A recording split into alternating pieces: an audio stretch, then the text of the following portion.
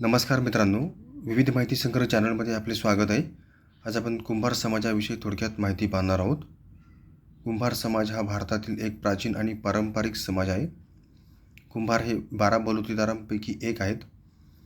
सिंधू संस्कृतीच्या उत्खननात मिळालेल्या मातीच्या वस्तू कुंभार समाजाच्या अस्तित्वाचा पुरावा देतात. मातीची भांडी बनवणे हा कुंभार समाजाचा पारंपरिक व्यवसाय आहे. ते विविध प्रकारची भांडी बनवतात, जसे की माठ, रांजण, दिवे, खेळणी, घट, गाडगी, कौले, विटा, कुंड्या इत्यादी. पारंपरिक चाकांचा वापर करून भांडी बनवली जातात.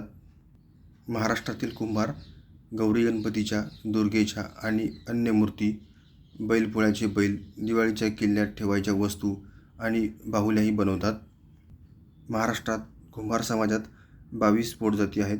त्या पुढीलप्रमाणे: अहिर, कडू, कन्नड, कोकणी, खंबाटी, गरेते, गुजर, गोरे, पंचम, लाड, लिंगायत, हातगडे, कुमावत, भोंडे, लडबुजे, बळदे, मराठे, भांडू, हातोडे, लहान चाके, चाकभैस, थोर चाके आणि भोंडकर.